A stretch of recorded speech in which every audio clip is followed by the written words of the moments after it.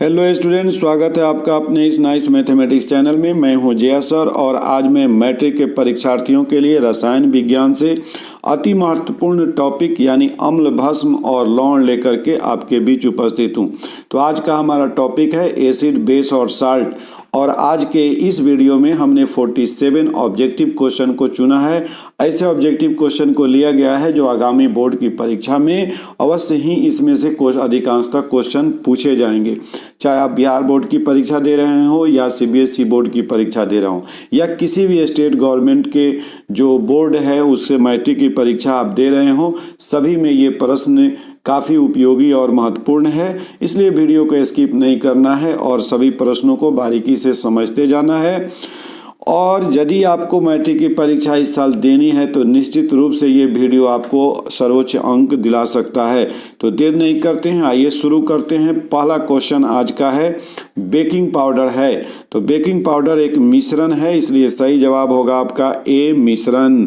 Next question है question number 2 आपके screen पे। निम्नलिखित में कौन क्षारक है, यानी कौन क्षार है, कौन बेस है? तो सही जवाब होगा आपका ए, जिंक ऑक्साइड। अगला प्रश्न है बच्चों, प्रश्न संख्या 3 आपके स्क्रीन पे। उदासीन विलयन का पीएच मान। तो उदासीन विलयन का पीएच मान 7 होता है, जैसा कि हम लोग जानते हैं। अगर पीएच मान 7 से कम है तो विलयन जो है वह क्या है, अम्लीय है, और 7 से ज़्यादा है तो विलयन जो है ये क्षारीय है। इसको दिमाग में रखना है कि पीएच मान जितना ही 7 से कम होगा वो उसकी अम्लीयता उतनी ही अधिक होगी, और पीएच मान 7 से जितना ही ज़्यादा होगा उसका क्षारीय पावर जो है वह उतना ही अधिक होगा। तो उदासीन विलयन का पीएच मान 7 होता है, जो कि ऑप्शन बी में है, इसलिए सही जवाब हुआ आपका बी, 7। नेक्स्ट क्वेश्चन है बच्चों क्वेश्चन नंबर 4। जल में घुलनशील क्षार को क्या कहते हैं? तो जल में जो घुलनशील क्षार यहाँ देना चाहिए था भस्म। जल में घुलनशील भस्म को क्या कहते हैं? तो जल में घुलनशील क्षारक या भस्म को हम लोग क्षार कहते हैं, तो इसका सही जवाब होगा बी। अगला प्रश्न है प्रश्न संख्या 5। तनु HCl का पीएच मान कितना होता है? तो तनु HCl का पीएच मान 0 होता है, तो इसका सही जवाब हो गया डी, 0। अगला प्रश्न है प्रश्न संख्या 6 आपके स्क्रीन पे। धातु के ऑक्साइड होते हैं। तो अब धातु के ऑक्साइड क्षारीय होते हैं, इसलिए इसका सही जवाब होगा बी, क्षारक।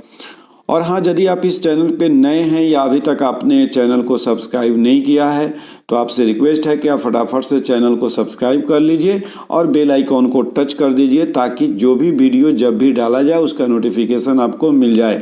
और वीडियो यदि आपको अच्छा लगता है तो आप इसे ज़रूर लाइक करें, अपने दोस्तों में शेयर करें, और कोई भी परेशानी हो तो उसे कमेंट बॉक्स में ज़रूर लिखें। अगला प्रश्न है प्रश्न संख्या 7। निम्नलिखित में कौन अम्ल है? Calcium oxide, calcium hydroxide, sodium chloride, none of these. तो इसका सही जवाब होगा, इसमें अम्ल पूछा जा रहा है तो यहाँ 2 है जो है वह क्षार ही है, एक जो है वह लवण है सोडियम क्लोराइड, तो इसका सही जवाब होगा नन ऑफ दीज। इसमें कोई भी अम्ल नहीं है। अगला प्रश्न है प्रश्न संख्या 7। सिल्वर क्लोराइड का रंग कैसा होता है? तो सिल्वर क्लोराइड का रंग श्वेत होता है, इसलिए सही जवाब होगा ए। नेक्स्ट प्रश्न है प्रश्न संख्या 9। इनमें कौन सबसे अधिक अम्लीय है? तो अभी आपको मैंने एक्सप्लेन किया था कि पीएच मान जितना ही कम होगा वह उतना ही ज़्यादा अम्लीय होगा। तो 1 है, 5 है, 8 और 10 है, तो सबसे कम पीएच मान 1 है, इसलिए यह सबसे ज़्यादा अम्लीय होगा। ऑप्शन होगा ए। नेक्स्ट क्वेश्चन है क्वेश्चन नंबर 10 आपके स्क्रीन पे। निम्नलिखित में कौन लवण है? निम्नलिखित में कौन लवण है? जैसे HC तो कोई कंपाउंड नहीं है, NaCl, NaOH और KOH। तो KOH और NaOH ये जो है आपका भस्म है, और लवण जो है वह क्या है? सोडियम क्लोराइड है, जो नमक हम लोग खाते हैं। तो सही जवाब होगा हमारा बी, सोडियम क्लोराइड। और हाँ बच्चों, मैट्रिक के परीक्षा को ध्यान में रखते हुए ऑब्जेक्टिव क्वेश्चन का सीरीज अपने चैनल पे डाला जा रहा है, और लगभग सभी विषय के ऑब्जेक्टिव क्वेश्चन का सेट डाला गया है। अभी साइंस का सीरीज चल रहा है, संभवतः ये 7वां वीडियो है साइंस के ऑब्जेक्टिव का। फिजिक्स से भी 2 डाला जा चुका है, और आपको बायोलॉजी से एक और ये केमिस्ट्री का दूसरा है और इसे पहले भी कंप्लीट वीडियो डाला गया है ऑब्जेक्टिव का। तो यदि आप वह सब वीडियो नहीं देखे हैं तो डिस्क्रिप्शन बॉक्स में जाएंगे, वहाँ सारे वीडियो के लिंक मिल जाएंगे। आप बारी बारी से देख करके अपने परीक्षा की तैयारी कीजिए। अगला प्रश्न है आपके स्क्रीन पे प्रश्न संख्या 11, सल्फ्यूरिक अम्ल का अणुसूत्र होता है। तो सल्फ्यूरिक अम्ल को याद रखना है H2SO4 होता है, इसलिए सही जवाब होगा आपका B H2SO4। नेक्स्ट क्वेश्चन है बच्चों क्वेश्चन नंबर 12, सोडियम कार्बोनेट का अणुसूत्र। तो सोडियम कार्बोनेट का Na2CO3, तो Na2CO3 A में ही है, इसलिए सही जवाब होगा Na2CO3 यानी ऑप्शन नंबर ए। अगला प्रश्न है प्रश्न संख्या आपका 13, निम्न में से कौन आयनिक यौगिक है? यानी आयन से बनने वाले, धनायन और ऋणायन से बनने वाले यौगिक को हम लोग क्या कहते हैं? आयनिक यौगिक कहते हैं। तो यहाँ CH4 मीथेन तो आयनिक है नहीं, CO2 भी नहीं है, NH3 भी नहीं है, तो आयनिक है कैल्शियम क्लोराइड यानी CaCl2, ऑप्शन नंबर सी। अगला प्रश्न है बच्चों क्वेश्चन नंबर 14 में है, सोडियम हाइड्रोक्साइड है। तो सोडियम हाइड्रोक्साइड हम लोग जानते हैं भस्म यानी क्षार है, इसलिए ऑप्शन नंबर हमारा क्या है? बी, क्षार। अगला प्रश्न है प्रश्न संख्या 15 आपके स्क्रीन पर, फेरस सल्फेट क्रिस्टल का रंग कैसा होता है? तो फेरस सल्फेट क्रिस्टल का रंग हरा होता है, इसलिए सही जवाब होगा आपका बी। नेक्स्ट क्वेश्चन है क्वेश्चन नंबर 16 आपके स्क्रीन पर, जल का पीएच मान। तो जल का पीएच मान 7 होता है, और आप ये भी याद रखेंगे कि जितने भी उदासीन विलयन हैं सभी का पीएच मान 7 होता है, तो इसका सही जवाब हो गया ऑप्शन बी यानी 7। अगला प्रश्न है बच्चों प्रश्न संख्या 17, निम्नलिखित में कौन एक अम्ल है? अब देखिए यहाँ HCl हाइड्रोजन क्लोराइड यानी H हाइड्रोक्लोरिक अम्ल इसका को कहते भी हैं, तो ये हाइड्रोक्लोरिक अम्ल ये सी ऑप्शन में है। कैल्शियम ऑक्साइड, कैल्शियम हाइड्रोक्साइड और नाइट्रोजन ये जो है N2O नाइट्रोजन थी सोडियम ऑक्साइड, ये सब जो है आपका नहीं है, तो आपका ऑप्शन नंबर सी सही होगा, हाइड्रोजन क्लोराइड यानी के HCl। 18 नंबर सवाल है, एक विलयन नीले लिटमस को लाल कर देता है। एक विलयन जो है वह नीले लिटमस को लाल कर देता है, तो विलयन का पीएच मान क्या होगा? अब देखिए हम लोग जानते हैं कि नीले लिटमस को लाल कौन करता है? तो अम्ल करता है, और अम्ल का पीएच मान 7 से कम होता है, तो ऑप्शन नंबर डी यानी 6 वाला सही हो जाएगा। दूसरा टेक्निक ये रखना है कि कोई एक विलयन अम्लीय और क्षारीय दोनों तो हो नहीं सकता, और पीएच मान यहाँ दिया हुआ है 8, 10 और 12, यह तीनों क्षार का है, तो जो क्षार होगा तो 8 वाला भी होगा, 10 वाला भी होगा, 12 वाला भी होगा, इसलिए ये भी टेक्निक दिमाग में लगाना है। अगर ये चीज़ भूल रहे हो तो देखना है 3 एक जैसा होगा, 7 से कम या ज़्यादा, और एक अलग होगा, वही आंसर हो जाएगा। अगला प्रश्न है बच्चों प्रश्न संख्या 19, एक्वा रेजिया मिश्रण में HCl एवं HNO3 का अनुपात होता है। तो HCl एवं HNO3 का अनुपात 1:3 का होता है, इसलिए ऑप्शन नंबर बी सही हो जाएगा। नेक्स्ट क्वेश्चन है बच्चों क्वेश्चन नंबर 20, निम्नलिखित में से पीएच का कौन सा मान क्षारक विलयन का मान देता है? देखिए फिर बात आ गई 2, 7, 6, 2 और 6 जो है वो अम्लीय है, 7 उदासीन है, तो 13 हो जाएगा, इसका ऑप्शन डी सही होगा। नेक्स्ट क्वेश्चन है बच्चों क्वेश्चन नंबर 21 आपके स्क्रीन पे, कोई विलयन लाल लिटमस को नीला कर देता है, लाल को नीला कर देता है, इसका पीएच संभवतः होगा। तो अभी आपको टेक्निक बताए हैं, 1, 4 और 5 अम्ल का है, तो तीनों तो होगा नहीं। दूसरी चीज़ है कि लाल को नीला करता है क्षार, इसलिए सही जवाब होगा आपका डी 10 नंबर वाला यानी डी हो जाएगा। 22 नंबर प्रश्न है आपके स्क्रीन पे, सल्फ्यूरिक अम्ल का अणुसूत्र। ये तो क्वेश्चन रिपीट हो गया, आपको अभी भी हम लोग किए थे।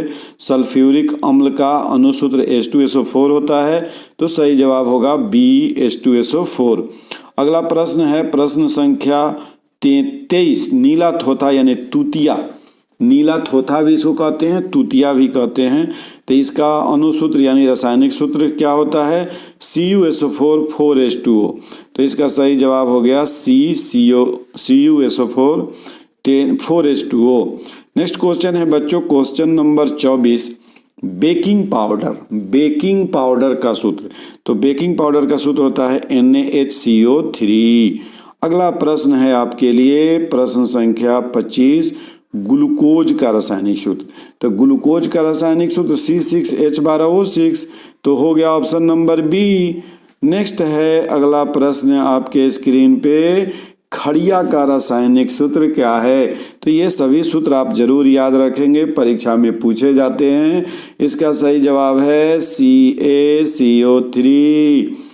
हाँ तो बच्चों अगला प्रश्न के लिए तैयार हो जाइए। विरंजक चूर्ण का, यानी कि अब अनुसूत्र रासायनिक सूत्र की बारी है और बारी बारी से आपको कई सा मिल गया।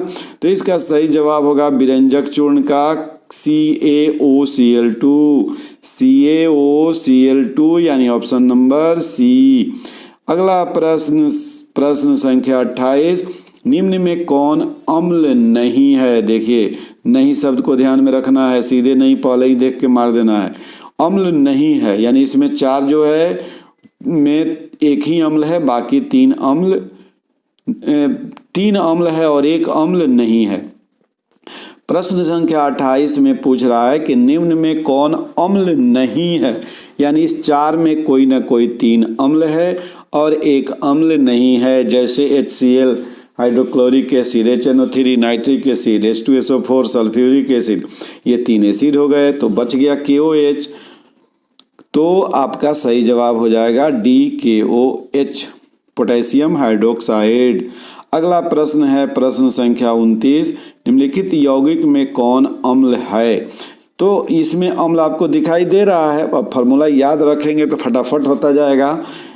सोडियम, ये सल्फ्यूरिक एसिड है अम्ल बी ऑप्शन में, तो आपका सही जवाब हो गया H2SO4। अगला प्रश्न है प्रश्न संख्या 30 पे हम लोग पहुंच गए। सक्रिय धातुएं अम्ल से विस्थापित करती हैं। तो सक्रिय धातुएं अम्ल से हाइड्रोजन गैस विस्थापित करती हैं, इसलिए सही जवाब होगा सी। अगला प्रश्न है प्रश्न संख्या 31, कोई विलयन लाल लिटमस को नीला कर देता है। विलयन जो है लाल लिटमस को नीला करता है, इसका मतलब क्षारीय है और क्षार का होता है 7 से ज़्यादा और 7 से ज़्यादा एक ही है 10, इसलिए सही जवाब हो गया आपका डी। अगला प्रश्न है प्रश्न संख्या 32, जल का पीएच मान 7 होता है, इसलिए सही जवाब हो गया ए। अगला प्रश्न है बच्चों प्रश्न संख्या 33, कोई विलयन अंडे के पिसे हुए कॉच से अभिक्रिया कर। कोई विलयन अंडे के पिसे हुए कॉच से अभिक्रिया कर एक गैस उत्पन्न करता है जो चूना जल को दूधिया कर देता है। इस विलयन में निम्नलिखित में कौन सा पदार्थ उपस्थित है।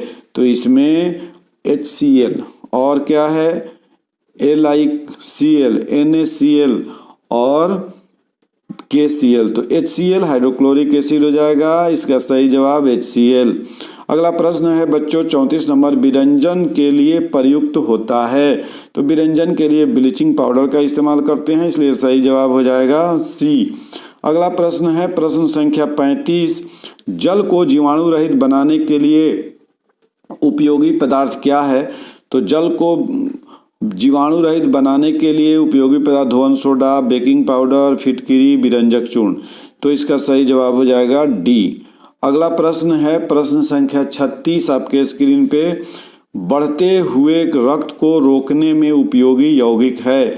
तो बढ़ते हुए रक्त को रोकने में हम लोग देखते हैं सेविंग वगैरह करने पर कट उठ जाता है तो फिटकिरी लगाते हैं, इसका सही जवाब हो जाएगा डी।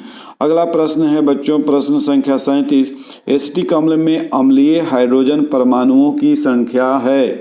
यानी एसिटिक अम्ल में अम्लीय हाइड्रोजन परमाणुओं की संख्या बतानी है, तो ये हो जाएगा 1 यानी ऑप्शन नंबर ए। नेक्स्ट प्रश्न है प्रश्न संख्या 38, निम्नलिखित में कौन सा पदार्थ ऊर्ध्वपातन गुण प्रदर्शित करता है। यहाँ जो है वह ऊर्ध्वपातन के बारे में बताना है कि कौन सा।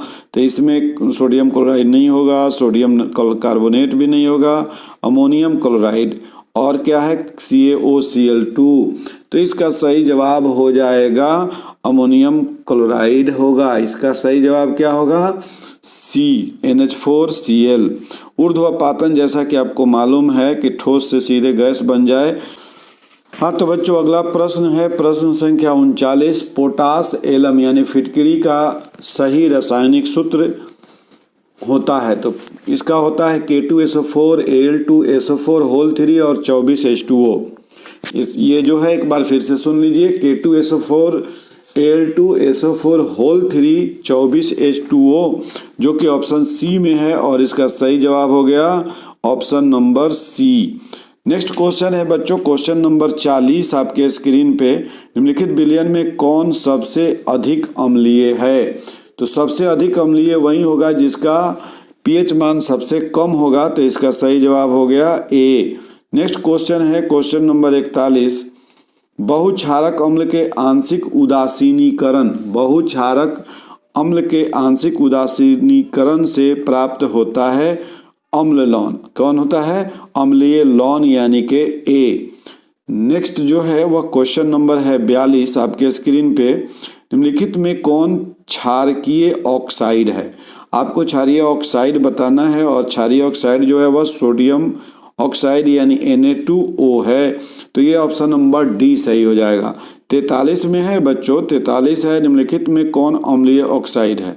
यहाँ भी वही चीज़ है, अम्लीय ऑक्साइड आपसे पूछा जा रहा है। तो इसमें जो है वह है सल्फर डाइऑक्साइड, इसमें है SO2, ये जो है अम्लीय ऑक्साइड है। फिर जो है आपका अगला प्रश्न है PbOH NO3 किस प्रकार का लौण है? 44 में आपसे पूछा जा रहा है कि अम्लीय लौण है, समान लौण है, क्षारीय लौण है या मिश्रित लौण है। तो ये हो जाएगा ऑप्शन नंबर सी क्षारकीय लौण। अगला प्रश्न है प्रश्न संख्या 45। हमारा शरीर पीएच मान के किस परिसर में सही तरीके से कार्य करता है? तो 7 से 7.8 के रेंज में हमारा शरीर जो है वह ठीक ढंग से काम करता है। तो ऑप्शन नंबर सी हो गया। अगला प्रश्न है प्रश्न संख्या 46। अम्ल वर्षा कहलाने के लिए आवश्यक है कि वर्षा के पीएच का मान जो है वह 7 से कम हो जाए, बिल्कुल, या 5.6 से कम हो जाए, या 8.6 से अधिक हो जाए, या 10 से अधिक हो जाए। तो देखिए अम्ल वर्षा नाम से ही पता चल रहा है कि वर्षा में अम्ल की मात्रा बढ़ जाए। तो 7 से कम और फिर 5.6 से कम, तो आपका तो 8.6 से अधिक और 10 से अधिक तो होगा नहीं, तो क्षारीय हो गया। लेकिन 7 से कम और 5.6 से कम, तो इसमें सही जवाब हो जाएगा आपका बी 5.6 से कम अगर है तब उसको हम लोग अम्ल वर्षा कहते हैं। इसलिए ऑप्शन हो गया आपका बी 5.6 से कम। और आज का अंतिम सवाल है आपके समक्ष। मिल्क ऑफ मैग्नीशिया अर्थात MgOH होल 2 के जलीय विलयन का निम्नलिखित में से किस रूप में उपयोग होता है? तो प्यारे बच्चों मिल्क ऑफ मैग्नीशिया का इस्तेमाल जो है वह एंटासिड के रूप में होता है। तो आपका सही जवाब होगा ए एंटासिड। तो आज के इस महत्वपूर्ण वीडियो में आपको बताया गया 47 ऐसे ऑब्जेक्टिव क्वेश्चन जो कि आगामी बोर्ड की परीक्षा के लिए काफ़ी उपयोगी और महत्वपूर्ण है। तो आप इन सारे क्वेश्चन को याद कर लीजिए और चलते चलते यदि वीडियो आपको अच्छा लगा हो तो एक लाइक ज़रूर बनता है, एक लाइक कीजिए और अपने दोस्तों में शेयर कीजिए। और हाँ, यदि चैनल अभी तक आपने सब्सक्राइब नहीं किया है तो फटाफट से चैनल को सब्सक्राइब कीजिए। हम मिलते हैं अगले वीडियो में। Okay, bye.